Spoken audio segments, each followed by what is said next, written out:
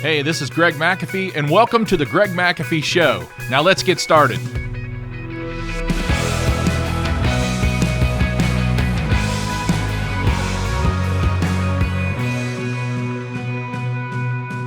Hi, and welcome back to the Greg McAfee Show, where we discuss steps to successful entrepreneurship, how to take your business to new heights, and ultimately follow your dreams. Today, we're going to be discussing something completely opposite of what I said we would last week. Sometimes God just lays something on my heart, and I'm going to follow it. And today, we're going to be talking about 7 warning signs of moral failure. And it's a very important subject that very few people talk about. Some of the topics that we're going to mention today are just voodoo. Nobody wants to talk about it. Nobody wants to mention it.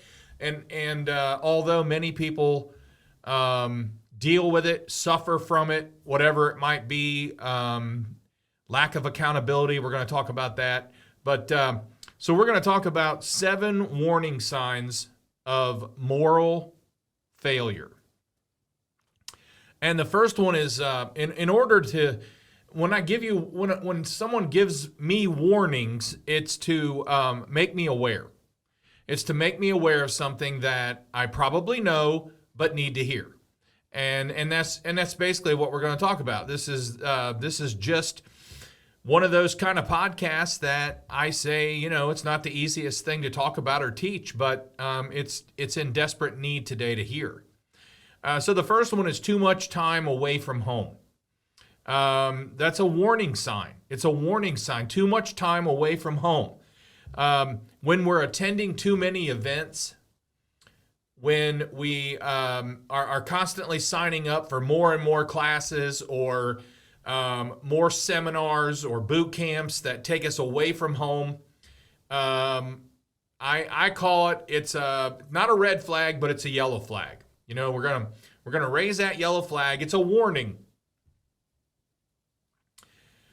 Also, traveling too much. We're just traveling too much, similar to attending too many events. But when we're traveling too much, we're just avoiding being at home. Sometimes that's a yellow flag. Can lead to a red flag. That's for sure. If you have a business and you're a business person, or even if you're not on this subject. And if you're married, did you know that 52% of marriages end in divorce? And so this is good information to hear. Having too many nights out with the friends. This could be high school friends. This could be friends from work. But too many of those. Every once in a while, it's fine. It's actually healthy. For the most part, depending on what you do. But for the most part, it's healthy. Get out once in a while and enjoy some friend time, coworker time. That's healthy. But too much time away from home, we're basically lacking accountability. And I'm going to bring that up on each one of these topics because we lack accountability. There's no one telling us what we need to hear. We don't have enough people in our life that are willing to challenge us, look us in the eye, and say, I'm not going to tell you what you want to hear. I'm going to tell you what you need to hear. And you're spending too much time away from home. and if we had that, it'd probably change a lot of marriages and a lot of relationships. Number 2 is rarely talking to a spouse. Big yellow flag, if not red. Rarely talking to a spouse. And a lot of times it's because we're attending too many events and traveling too much and having too many nights out, staying at work too long, whatever it might be. Posting everything online except about our spouse. Very few pictures of us with our spouse. Very few pictures of our spouse on our social media. And when we're home, we're not home. When we're home, we're not there. When we're home, we're not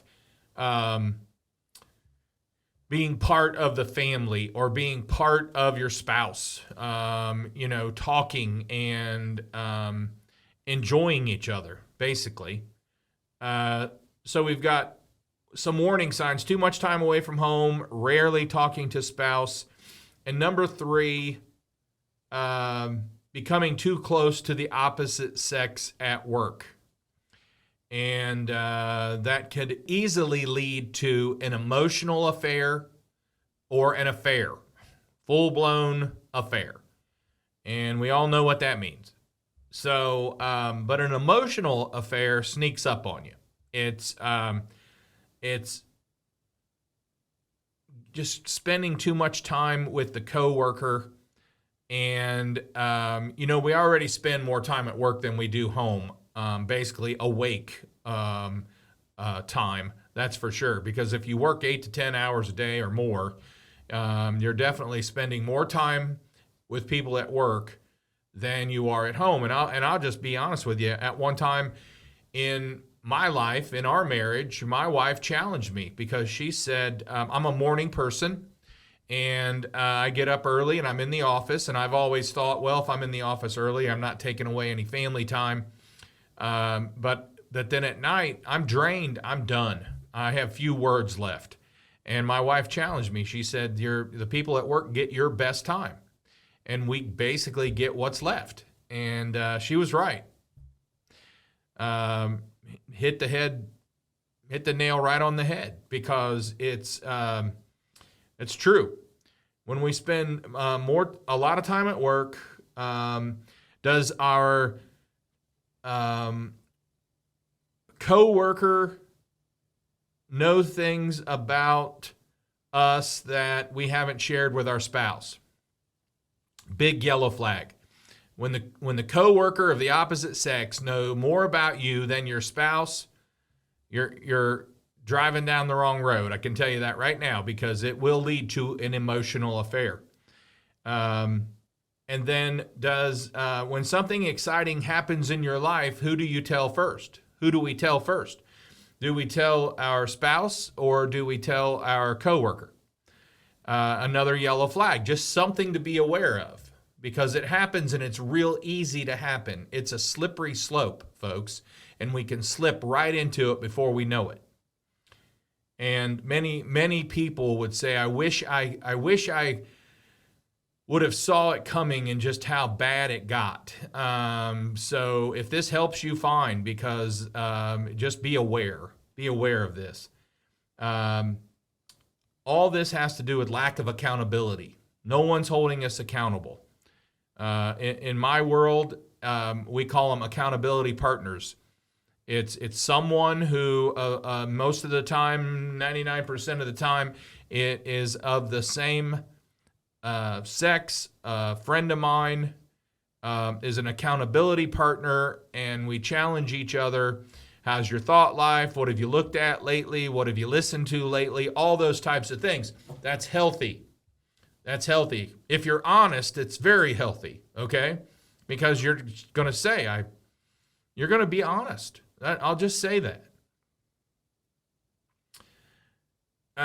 Boy, here's a good one. A sudden obsession with being fit or looking younger. Big yellow flag. All of a sudden, out of the blue, someone drops 50 pounds, they're working out, they're dressing different, they're buying a new wardrobe, they may have got a facelift, tummy tuck, all this stuff out of the blue. Never had been concerned about it before. Yellow flag, just be aware. Be aware. Any sudden personal changes out of the ordinary could be yellow flag. And it's a lot different. You can say this happens in a midlife crisis. Well, it could. But sometimes a midlife crisis is just buying a new Harley or a new Corvette or a new whatever just because you can. It has nothing to do with an affair or an emotional affair or anything like that. It's just because you want it, and maybe now the kids are out of college, and maybe you can buy it, and if you can, you can. If it doesn't put you in any financial bondage or anything, go for it. We're not talking about that today. So, but all this stuff, this sudden obsession with being fit, it goes without accountability. It goes without being challenged. Now, don't listen to this and say, because I wanted to get fit, that this is wrong and it's a warning sign for a moral failure. I'm not saying that, but it could be. It's a yellow flag. You've went this long. Now all of a sudden you want to look different. You want to look a certain way. You're doing different things that you've not done before. And number 5, flirtatious behavior or flirting with pornography. And that's not always easy to talk about. And very few people talk about it. Very few people address it. And very few people are going to hold you accountable for it. But I can tell you this, folks, 40 million U.S. adults visit internet pornography websites on a regular basis. 40 million U.S. adults.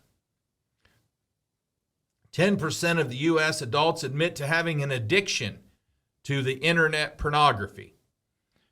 And 17% of all women struggle with porn addiction. And, this is not just a men thing anymore. We don't just carry phones. We carry a computer that just happens to be a phone that we can get on any website we want at any time. 20% of men and 13% of women admit accessing porn while at work. So if you own your business, you might want to keep an eye on that. If you're in your business and you're doing it, again, yellow flag. 7 warning signs of moral failure.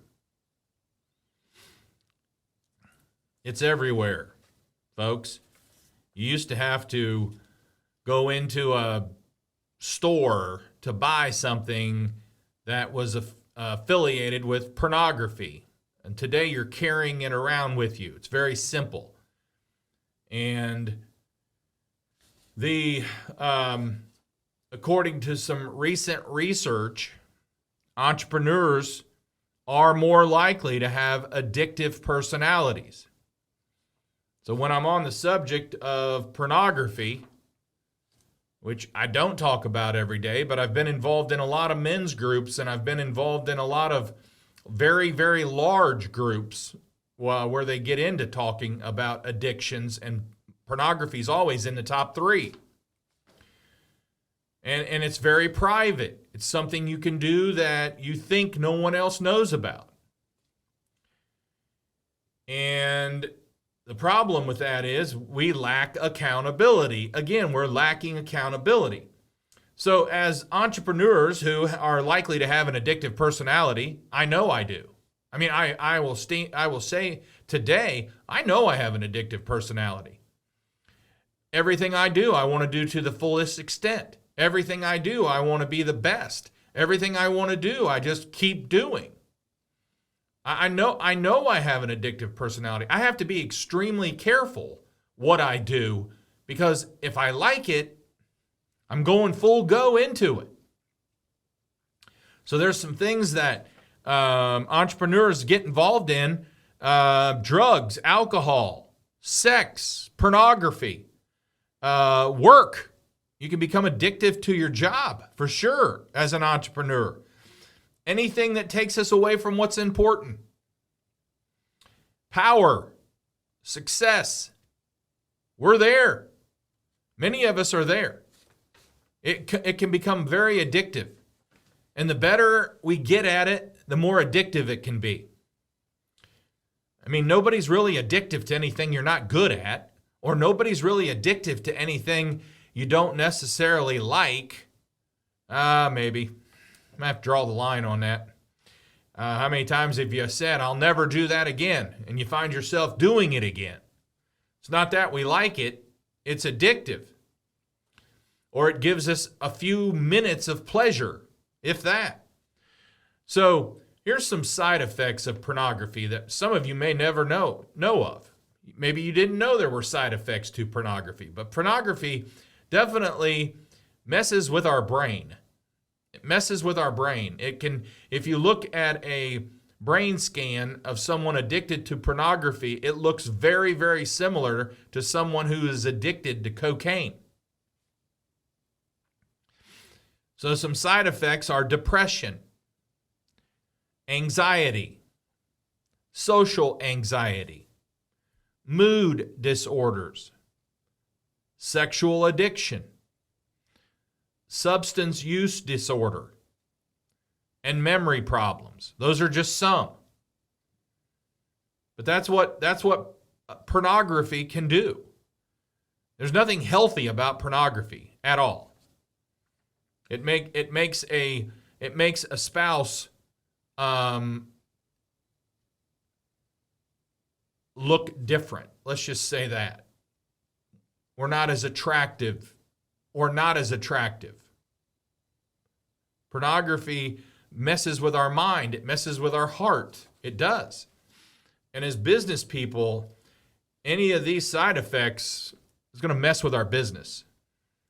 If your employees have these problems, it's going to mess with your company. It's a problem. It's a big problem in America. It's a big problem in business. So what can we do about it? Well, one thing you can definitely do about it is pray. I mean, I'm not afraid to talk about prayer here on this show, but pray and ask God to help you with this addiction. But I do want you to be aware that when you are the most tempted, you are typically either hungry, angry, lonely, or tired. And that actually stands for HALT, H-A-L-T. HALT, that means stop, right? Hungry, angry, lonely, tired. When Jesus was tempted, the Bible says when Jesus was tempted, he had 3 of these. He was hungry. He was either hungry. He went 40 days, fasted for 40 days. He was either hungry, lonely, or tired when he was tempted the most. Now, Jesus didn't give in to any temptation. However, he was tempted just like we are today. He was in human form, but he was God. But he still had the human characteristics, and he was tempted just like we are. And during those times, if you read about it, during those times, he was either hungry, lonely, or tired. And then the angry part is thrown in there for us, because we're either, when we get a temptation for some addiction, it's when we're hungry, angry, lonely, or tired. Just be aware of that.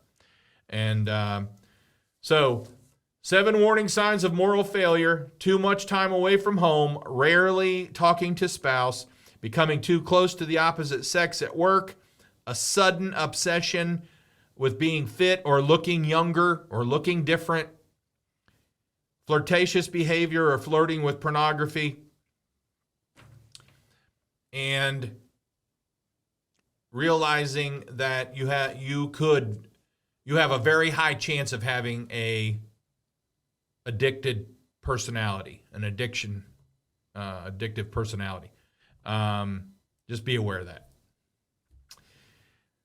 So, before we wrap up, if you're watching on YouTube, don't forget to like and subscribe below. You can also support this podcast by rating and reviewing on iTunes or your preferred listening platform. Keep listening.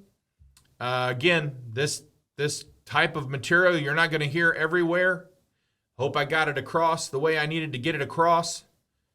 But it's definitely going to make you a better person, which makes you a better business person, which helps you be more successful and sleep better at night.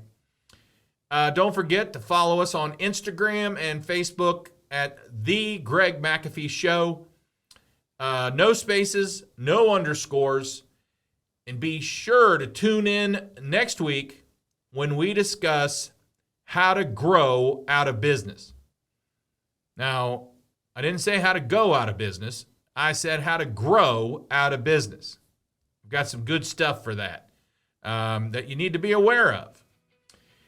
Thanks for listening.